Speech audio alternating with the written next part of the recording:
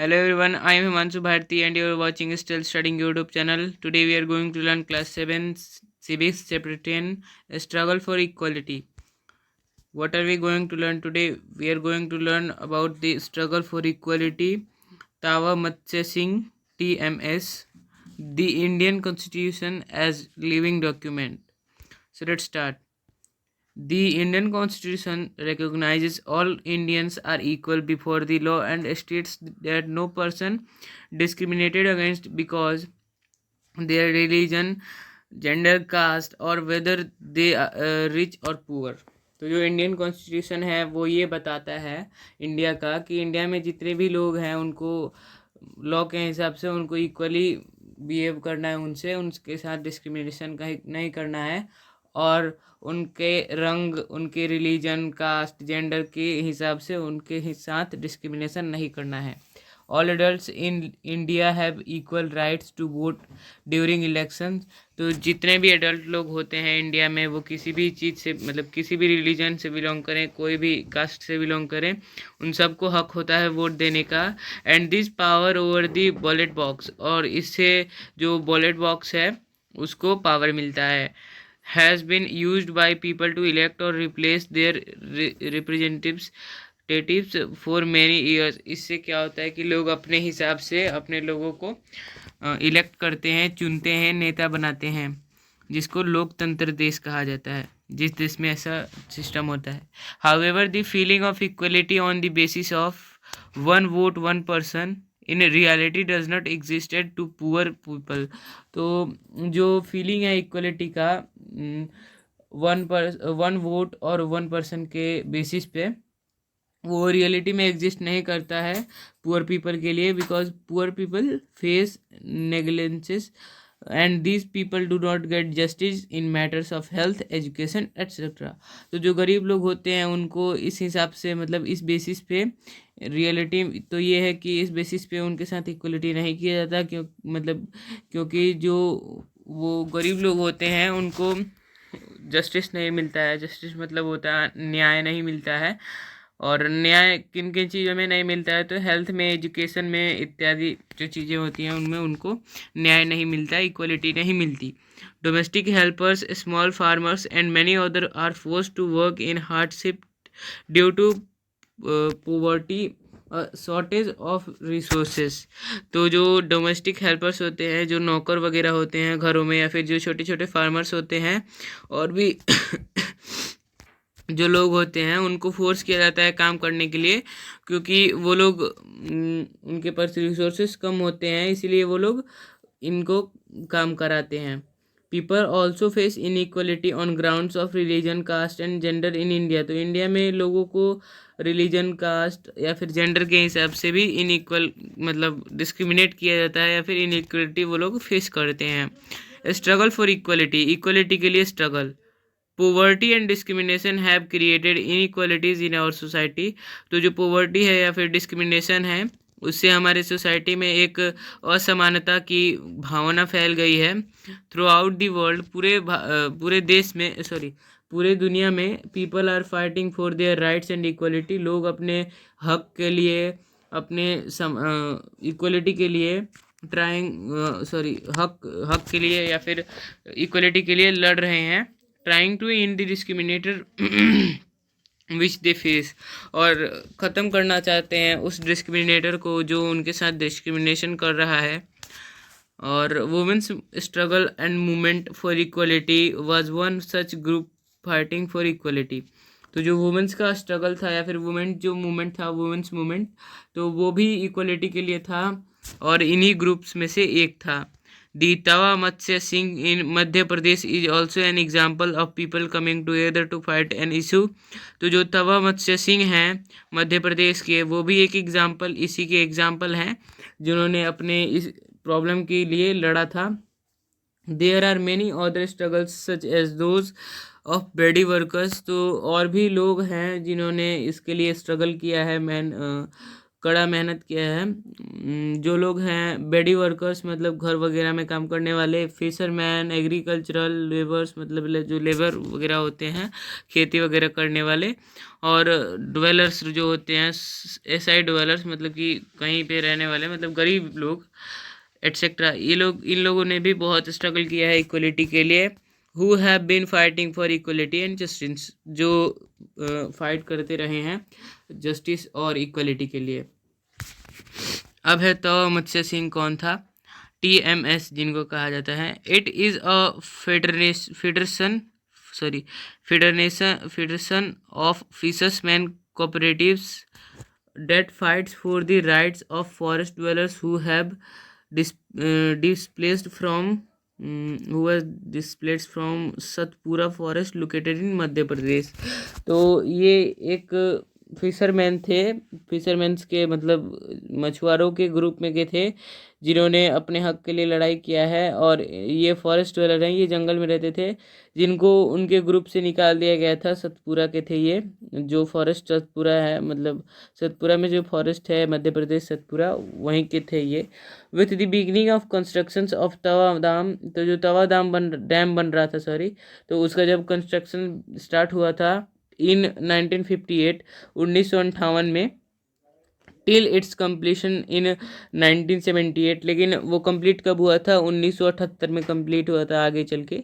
Large parts of the forest and agricultural areas were submerged, तो इसमें forest के बहुत सारे हिस्से या फिर जो खेती बाड़ी के जो हिस्से थे वो सारे इसमें तहस नहस हो गए थे, सबमर्ज हो गए थे। तहस नहस मतलब कि पूरा डिस्ट्रॉय नहीं, ज़मीन डिस्ट्रॉय नहीं हुआ था, मतलब इसमें मिल गए थे कह सकते हैं।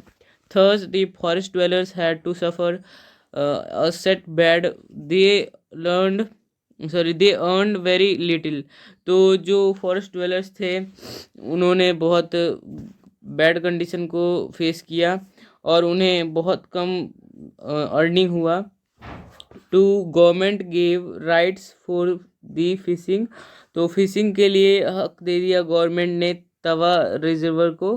But to only private constructors in 1994, तो 1994 में बस प्राइवेट कंस्ट्रक्शंस को ही इसके लिए मिला, मतलब फिशिंग वगैरह के लिए हक मिला। When the constructors started exploiting the poor villagers, तो जब जो कंस्ट्रक्टर्स थे वो गरीब गांव वालों को परेशान करना चालू कर देते हैं। They came together to form a union and up an organization to protect their rights, तो उसके बाद ये लोग एक साथ जुट गए और अपना जो ऑर्गेनाइजेशन स्टार्ट किया अपने हक को बचाने के लिए, विच वाज कॉल्ड तवा मत्स्य सिंह। तो तवा मत्स्य सिंह जिसको कहा जाता है, शुरू में मैंने गलत कहा उसके लिए sorry. Rallies and chakka jaam were organized time and again, तो जो रैलीज थे या फिर जो चक्का जाम थे वो होने लगे थे। इन रिस्पॉन्स, मतलब इसका रिस्पॉन्स मतलब इसके जिम्मेदार कौन थे? द गवर्नमेंट ग्रांटेड फीस, तो जो गवर्नमेंट था वो फीस को ग्रांट कर दिया था। राइट्स टू द विलेजर्स इन 1996, तो 1996 में ये हक अब विलेजर्स को मिल चुका था। With the TMS taking over the fishery workers were able to increase their earning substantially, तो इसके बाद जो टीएमएस का जो ग्रुप था, मतलब टीएमएस जो ग्रुप था उसको फिशरी वर्कर्स को मतलब उनका अर्निंग बढ़ा दिया गया। और आप लोगों से एक क्वेश्चन पूछना है कि मैंने गलती कहाँ पे किया था शुरू में, आप उसको कमेंट बॉक्स में लिखिएगा। The Indian constitution as a living document, तो जो इंडियन कॉन्स्टिट्यूशन था वो लिविंग डॉक्यूमेंट के मतलब अकॉर्डिंग वो कैसा था? तो the foundation of all movements are justice and the inspiration of for all the poetry and songs on equals is the recognition that all people are equal, तो जो फाउंडेशन है इन सारे मूवमेंट्स का, जो फाउंडेशन है, जो नींव है वो है जस्टिस के लिए और लोगों को या फिर पोइट्री वगैरह को इंस्पायर करने के लिए इक्वलिटी के प्रति वो लोग गीत वगैरह लिखे हैं, उन सबको मतलब गीत वगैरह जो लिखते हैं लेखक जो होते हैं उन सबको इंस्पिरेशन मिले, जिससे वो लोगों को जागरूक करें इक्वलिटी को लेकर। Movements and the struggle for equality in India promote equality. तो जो स्ट्रगल इक्वलिटी के लिए जो स्ट्रगल था, जो मूवमेंट था, उससे इक्वलिटी प्रमोट हुआ इंडिया में। Indian Constitution is a living document recognizes greater equality on existing and other issue।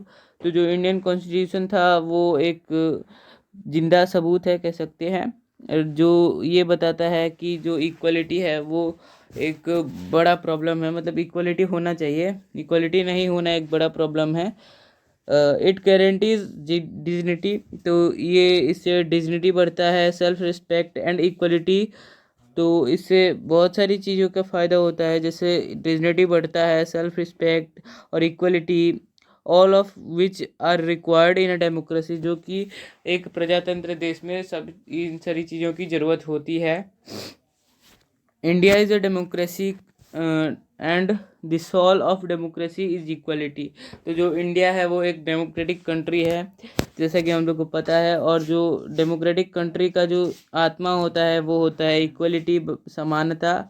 But we do not see equality at any place except on polling day on which every adult citizen of India enjoys the equal right to vote. तो हम equality को हर जगह नहीं देख रहे हैं, बस किन्हीं जगहों पे देख रहे हैं, एक ही दो जगहों पे इक्वलिटी दिखती है, ऐसा नहीं होना चाहिए। Right from the beginning of the chapter के शुरुआत में we have been introduced to person like Kanta Ansari. तो जब चैप्टर से शुरू हुए थे तो शुरू में हमने पढ़ा था, मतलब इस चैप्टर के बारे में नहीं हो रहा है, चैप्टर 1 के बारे में बात हो रहा है, कि हमने पढ़ा था कि कांता कौन थी, Ansari, Swapna, Melanie and so on. तो हमने कुछ लोगों के बारे में पढ़ा था। These people have to face discriminations because they lack resources. इन लोगों को डिस्क्रिमिनेशन सहना पड़ा था क्योंकि उनके पास रिसोर्सेज नहीं थी। अंडर सच सर्कमस्टेंसेस, इन इस जैसे मतलब ऐसे वातावरण के वजह से some people take initiative and start struggles for equality. तो उस टाइम पे ऐसा होने की वजह से लोग एकजुट होकर स्ट्रगल करने लगते थे इक्वलिटी के लिए, करते थे, क्या अभी भी होता है। Other extend their support for the case. तो और भी लोग सपोर्ट करने लगे थे उन लोगों को इस केस में। इन इंडिया में there are several struggles in which people have come together to fight for issues that they believe are important.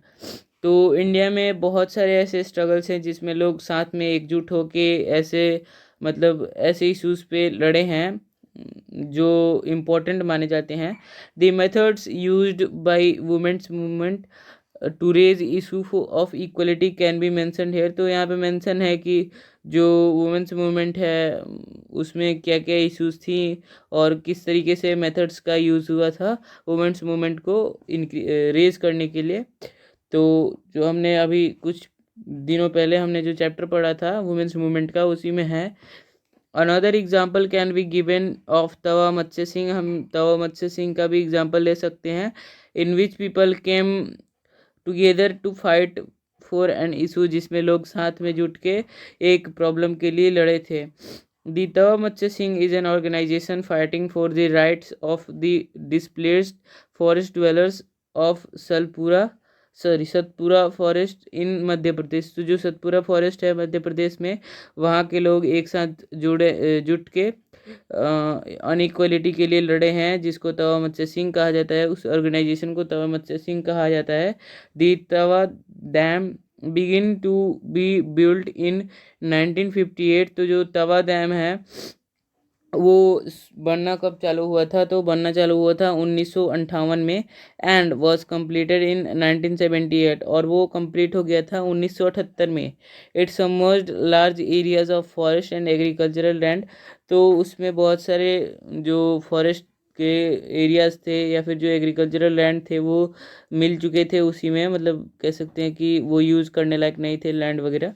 The forest dwellers where left with nothing. तो जो फॉरेस्ट ड्वेलर्स थे उनको उनसे सब कुछ छीन के उनको फिर से उन्हीं के हाल पे छोड़ दिया गया था, उनसे सारी चीज़ें ले करके। Some of the displaced people began fishing in the reservoir. तो कुछ लोग उसमें से रिजर्वर में मतलब नदी वगैरह में फिशिंग चालू कर दिए थे। इन 1994 1994 में the government gave the rights for the fishing in Tawa reservoir to private constructors. तो जो फिशिंग था वो प्राइवेट कंस्ट्रक्टर्स को दे दिया गया था 1994 में गवर्नमेंट के द्वारा। This constructors were not friendly. और ये जो थे फिशिंग करने वाले वो लोग अच्छे नहीं थे, फ्रेंडली नहीं थे। They began to push out the local people. वो लोकल पीपल को भगाना चालू कर दिए, मतलब परेशान करना चालू कर दिए। दी तवा डैम, ये हो गया, ये दो बार हो गया। अब आगे है the villagers now stood united and. तो अब जो विलेजर्स थे वो एक साथ जुट चुके थे एंड सेट अप और तवा मत्स्य सिंह। और उन्होंने एक ऑर्गेनाइजेशन स्टार्ट किया खुद को प्रोटेक्ट करने के लिए, खुद के हक को प्रोटेक्ट करने के लिए एक ऑर्गेनाइजेशन चालू किया जिसको तवा मत्स्य सिंह कहा जाता है। The TMS organization rallies and chakka jaam demanding their right to continue fishing for livelihood. तो जो TMS जो ऑर्गेनाइजेशन है, जो ऑर्गेनाइज मतलब उन्होंने जो रैलीज वगैरह निकाली थी, चक्का जाम किया था, तो वो लोग ऐसा इसीलिए किए थे क्योंकि उन्हें फिशिंग के लिए राइट चाहिए था, हक चाहिए था। मतलब फिशिंग जारी रखने के लिए उनको हक चाहिए था जो कि उनसे छीन लिया गया था, और जिससे कि वो अपना जीविका चला सकें, जीवन चला सकें।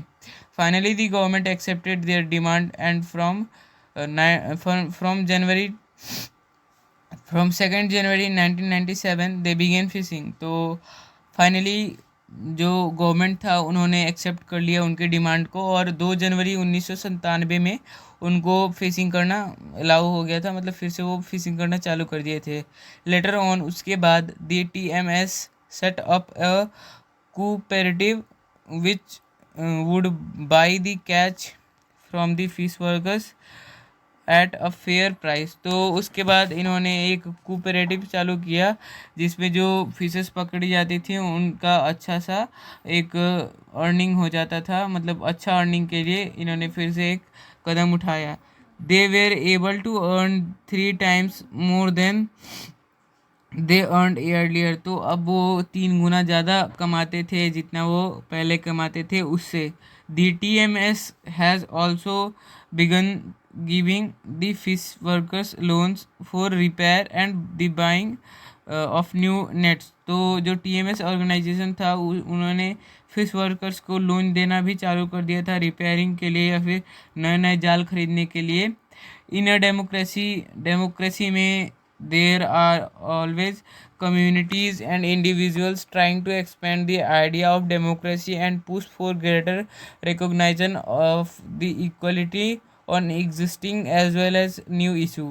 तो जो डेमोक्रेटिक कंट्री होता है उसमें इक्वलिटी बहुत इम्पोर्टेंट होता है, और किसी भी डेमोक्रेटिक कंट्री में ऐसे बहुत सारी कम्युनिटीज़ होती हैं जो मतलब जो आइडिया है इक्वलिटी का, जो डेमोक्रेसी का जो आइडिया है वो एक्सपेंड करती हैं, वो फैलाती हैं, सारे लोगों को जागरूक करती हैं डेमोक्रेसी को लेकर as well as new issue, और जो नए नए प्रॉब्लम्स होते हैं उसके लिए भी जागरूक करती हैं लोगों को। Thus issue of equality are central to democracy. इसीलिए जो इक्वलिटी का जो प्रॉब्लम है, इशू है, वो सेंट्रल है डेमोक्रेसी को लेकर। The dignity and self-respect of each person can be realized if he or she has adequate resources। तो इसीलिए जो डिग्निटी है, जो सेल्फ रिस्पेक्ट है, और जो सेल्फ रिस्पेक्ट और जो डिग्निटी है किसी भी पर्सन का, वो रियलाइज़ किया जाता है अगर वो एडुकेट करे रिसोर्सेज को, मतलब रिसोर्सेज अगर उसके पास हों तो अब कुछ नोट्स हैं, जैसे ये कुछ नोट्स हैं जिनका आप स्क्रीनशॉट ले सकते हैं या फिर यहीं से अभी भी वीडियो को पॉज करके आप लिख सकते हैं अपने स्कूल के लिए। और इसी के साथ हमारा चैप्टर ख़त्म होता है। Thank you for stay tuned at last. We will meet again in next video. Till then bye.